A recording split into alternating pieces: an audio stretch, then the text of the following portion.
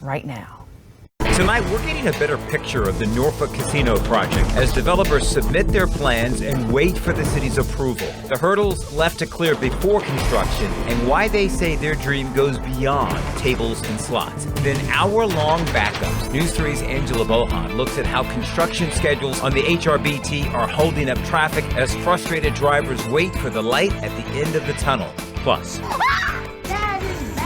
the surprise graduation gift that made a milestone moment even more special. Good evening. Welcome to News 3 at 6. I'm Kurt Williams. And I'm Jessica Larche in for Barbara Sierra. We turn to a big story tonight.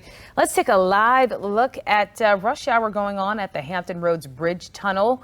Traffic going through Norfolk, closures for VDOT and the HRBT expansion project.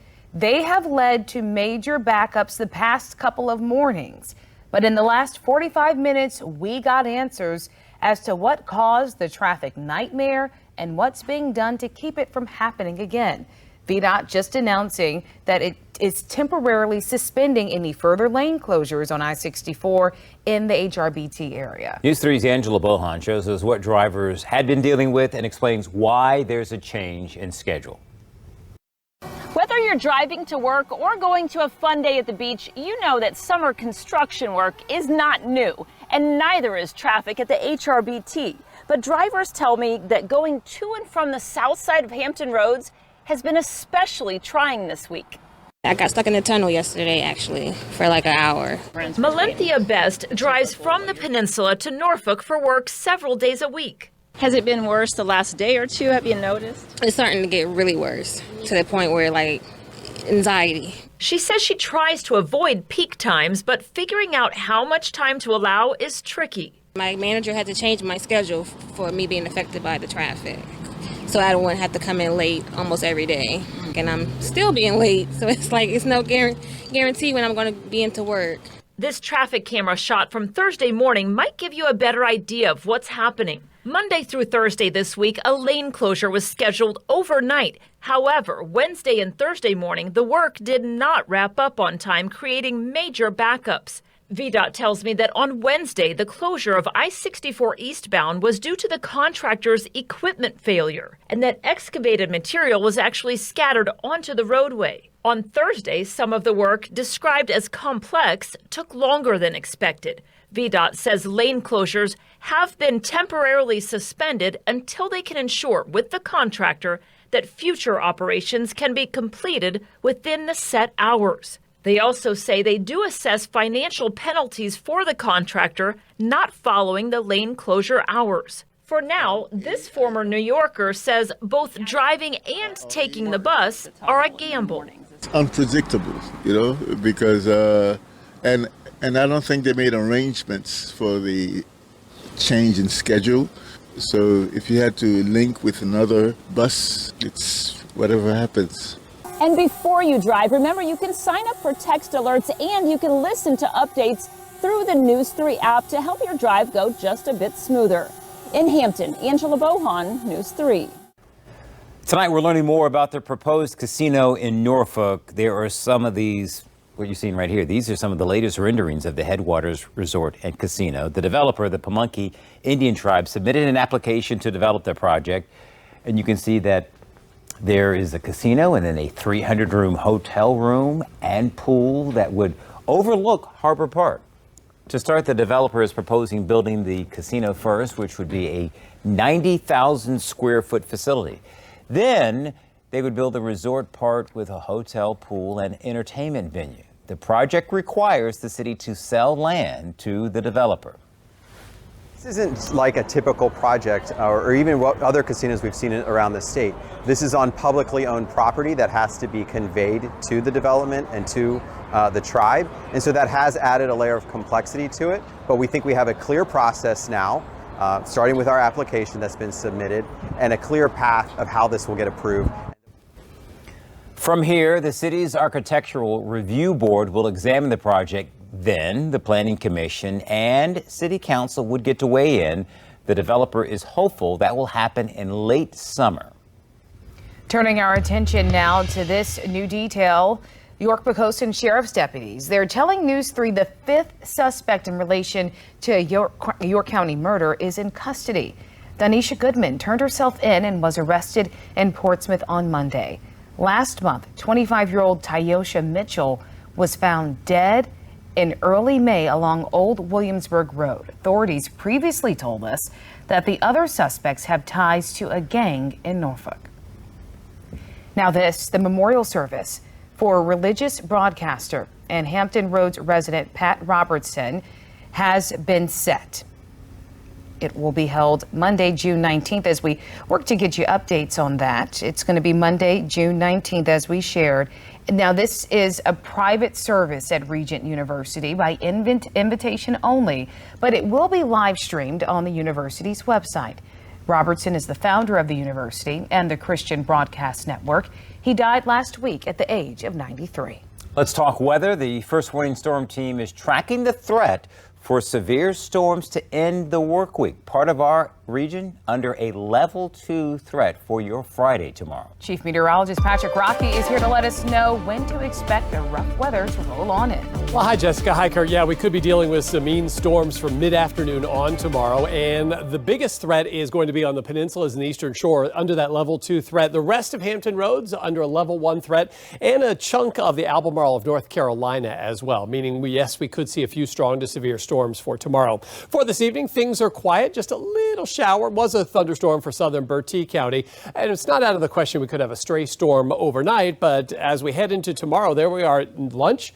We're looking just fine. But shortly after that, the showers and the thunderstorms move in. That's around 3 p.m. We see those storms moving across the peninsulas and the eastern shore, heading to the south side after that. That's around 6 p.m. We see the storms across the south side moving into eastern North Carolina. And for most of us, by around 9 o'clock tomorrow evening, the storms have moved out. So it's going to be a pretty quick hit, but we will likely see some strong to severe storms. After that, dry weather, but will we stay dry all weekend? I'll have that for you, plus a stormy stretch of weather on the way, days and days of rain, and when to expect high temperatures back in the 70s coming up. Patrick, we'll see you then. The Hampton Jazz Festival is coming up next weekend, and you have a chance to win free tickets. The 3-day festival kicks off next Friday, featuring acts like Kenny G, Babyface, Charlie Wilson, Fantasia, Anthony Hamilton, and Trombone Shorty. You can register to win tickets at WTKR.com. The contest ends next Wednesday. Time is running out for you to get your ticket to win a new, beautiful dream home. The best part, the money is helping kids fight cancer. Reserve your ticket now for the 2023 St. Jude Dream Home for just $100. You can get your tickets right now at WTKR.com, or you can scan the QR code there on your screen. An update, there are about 500 tickets left. Our special Dream Home giveaway is happening June 22nd, airing right here on News 3 and on our sister station, WGNT. Well, the Tides Headwaters Resort and Casino and News 3 teaming up for a good cause today, and baseball fans are doing their part to pitch in. It's Fight Hunger Day at Harbor Park. The food drive at the stadium had baseball fans knocking it out of the park. People who brought in $10 worth of goods received a voucher for a free ticket to any Tides home game. The food will go to the food pantry at the Episcopal Church of the Ascension. Headwaters Resort and Casino also donated $13,000 to our area food banks.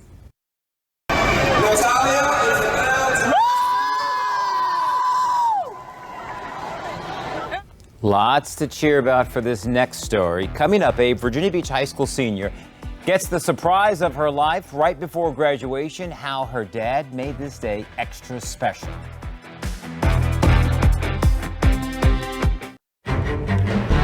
Military families tell us that serving their country requires sacrifice, which might include missing special moments. But not today for one Virginia Beach family. News 3 reporter Danielle Seda shares one of those memorable moments with a military family from Virginia Beach. A major milestone in a student's life is high school graduation, and Virginia Beach student Natalia was fully prepared to walk across the stage without her dad in the audience until she received a pleasant surprise. Green Run High School senior Natalia Torres Toledo says she didn't share the same excitement as her classmates leading up to graduation because her dad, who serves in the Navy, would be missing this milestone. But there was a recent change of plans this week, which resulted in a big surprise and happy homecoming. Dad is back. Natalia's dad, Hector Torres Reverón, says he was working off the West Coast when he got the okay to go home. On Thursday, he watched her walk across the stage to get her diploma. A once-in-a-lifetime and a long-awaited moment. I've been dreaming about this moment her entire life. I'm really proud of her. She's an honor student. Pretty proud as a parent. In Virginia Beach, Danielle Seda. News 3. Gotta love those stories. A local woman turning to News 3 after she says she was repeatedly harassed. Her house, car, and shed all set on fire. On the other side of the break, investigator Margaret Kavanaugh looks into her case and other cases like hers. Hope you can get out and enjoy the beautiful weather we have out there this evening, because I am tracking a stormy stretch of weather on the way coming up in your first warning 7-day forecast.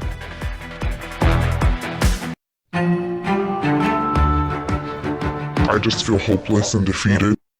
One local woman says she is desperate for help after her house, car, and shed were set on fire. She says she was stalked, harassed, and her protective order repeatedly violated. News 3 investigative reporter Margaret Kavanaugh started asking questions about her case and looking into the problems with protective orders. I'm fearful that he's going to find me and kill me and my daughter. Fearful for her life, which is why we're not identifying this woman who says she's being targeted. My car got keyed. My next door neighbor's car got keyed with a heart on the hood, and then on the side of it said keep her. Then a few days later in April, her shed and car set on fire. A month later, she woke up to firefighters in her bedroom. The house was on fire. It was the most terrifying thing I think I've ever experienced in my life. She says then the condemned home burglarized a few days later. Things that my mother left me before she died, and keepsakes and mementos. You know, there were things that were taken that only he would have taken. Like, for instance, a bathrobe of his that I had, it has his name stitched into it. That was taken, but my TV was still sitting there. Labeling the fire suspicious, investigators say no one has been arrested, but told me they do have a person of interest. Court records show that the woman's ex-boyfriend is accused of assaulting her in October, let out on bond. Arrested for violating a protective order, then let out on bond. Arrested again for making threats that date back to March, stalking her in April, and facing multiple protective order violations, according to court records. He was arrested again in late May. A judge finally held him without bond in June. What is going to happen? Do I have to turn up dead for anybody to do anything?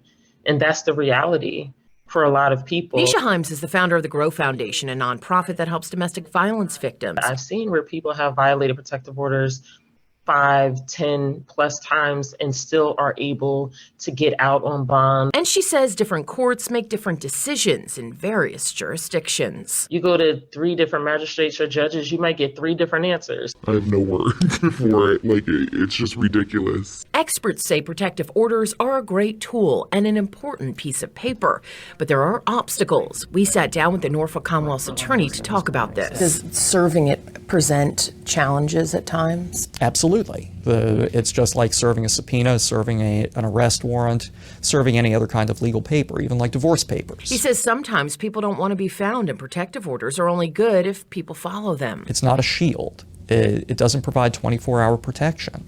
And that's why the violation statute exists. And that's why victims have to take advantage of the resources that help keep them safe. And report violations. If you are a victim of a crime, if you feel like your safety is in danger, that you should do everything you can to advocate for yourself. The Commonwealth's attorney would like to see more state funding for victims and encourages people to protect themselves. Think about things like good lighting, nighttime lighting, cameras, whether it's doorbell cameras or security cameras, security systems. This woman says staying safe has been a challenge. It's been very traumatizing and frustrating. But she continues her court battle to try and keep herself and her daughter safe. Margaret Kavanaugh, News 3. And we have more information about the different kinds of protective orders in the state of Virginia and how you can go about getting one if needed on WTKR.com. And our News 3 team of investigators, we're talking to a panel of community leaders here to help with domestic violence and a survivor about why everyone should care about domestic violence in Hampton Roads. You can watch our team's special on June 25th at 8 p.m. on News 3 or WTKR.com. All right, let's talk weather. Temperatures in the 80s and sunshine. Not bad today, but the end of the week could get messy. All right, Chief Meteorologist Patrick Barkley joining us now. Right now, though, that is a gorgeous looking shot there, Patrick. It really is a postcard here over the Chesapeake Bay from our camera atop Westminster, Canterbury. But yeah, it's going to be a very different scene by this time tomorrow evening. And we need some rain. I would like it without the severe weather, but so far this year we picked up a little over 15 inches of rain. By this time, normally we have more than 19 inches of rain, so we have a rainfall deficit of more than 4 inches, and we could make up a lot of that over the next week or so because we've got a soggy stretch of weather. We're going to have a front move in and hit the brakes and be the focus for showers and storms next week. So good news for Father's Day. We're looking dry. 40% chance for wet weather for Juneteenth on Monday, but that's mainly in the evening hours, I think. And then a 60% shot for showers and storms Tuesday, Wednesday, and Thursday of next week. And looking even further into June for the rest of the month, the Climate Prediction Center is telling us we can expect wetter than normal conditions. So right now we have a front draped over the area. Could bring 1 or 2 stray showers or storms this evening, but this is our main weather maker for next week. That stationary front is going to move in as a warm front, hit the brakes, and be the focus for more showers and thunderstorms. Right now, though, clean sweeps across the area. And for the next couple of hours, yeah, a stray shower or storm not out of the question. In fact, we could hear a rumble of thunder overnight. When we wake up tomorrow morning, could be a few areas of patchy fog around. That should burn off pretty quickly. And then as we head to the late afternoon and evening hours, there we are around 3 p.m. We see the line of storms moving in. As we head towards 6 p.m., they're moving across the south side into eastern North Carolina and should move offshore pretty quickly. So most of your Friday evening is actually looking fine. We just have to get through that line of storms that's going to be moving in pretty quickly. All right, speaking of the storms, our biggest concern is going to be damaging straight line wind gusts, but we also could see a few storms with large hail as well. It's going to be moving pretty quickly, so the threat for flooding rainfall is not a huge concern, but still on the map here. And then tornado formation, not likely, but obviously something we're always looking out for. All right, high temperatures today, low to mid 80s, 82 at Norfolk International. Normal's now 85, so we were a little bit below normal. And you can see our temperature trend is going to be down as we head into next week. But tomorrow we're expecting temperatures pretty close to normal, a little below on Saturday. Temperatures in the mid 80s Sunday and Monday, and then falling into the 70s. So the temperatures go down as our rain chances go up. So for this evening, partly cloudy skies, a slight chance for a stray shower or a storm.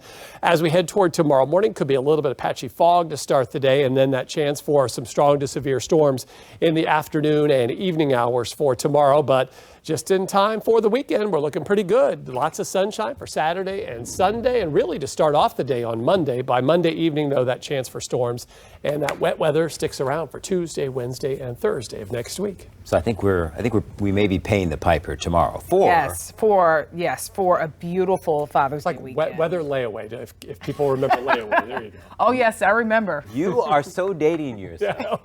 Because I don't know what you're talking about. Me neither. Kmart layaway, that was our Christmas saver, I gotta tell you. All right, weather layaway. That's an interesting thought. All right, thanks, Patrick. Well, look at this. An elephant calf having fun with a water hose. Where this happened and the rest of the video you just have to see. That's next.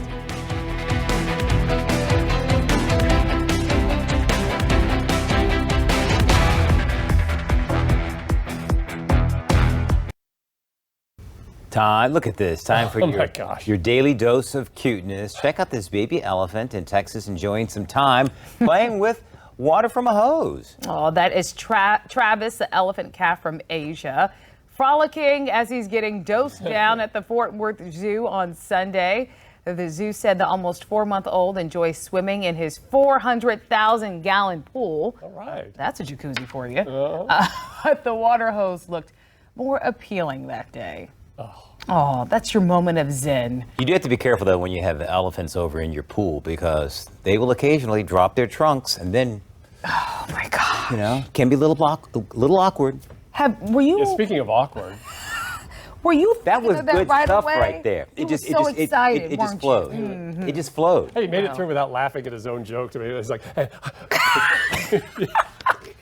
Looking what to expect for tomorrow. And as you head out the door, could be some areas of fog, and then that threat for some strong to severe storms in the afternoon, especially mid-afternoon, say 3 p.m. to around 6 or 7 o'clock before things move out. And just in time for Father's Day weekend, things are looking pretty good. Lots of sunshine Saturday and Sunday. Soak it up because we've got showers and thunderstorms beginning late Monday, Tuesday, Wednesday, and Thursday of next week. See, with Dad's Day so close, I had to drop just a dad joke. I mean, it was required. Hey. FCC requirement. Well, I am glad that you fulfilled that requirement on this evening, Kurt Williams.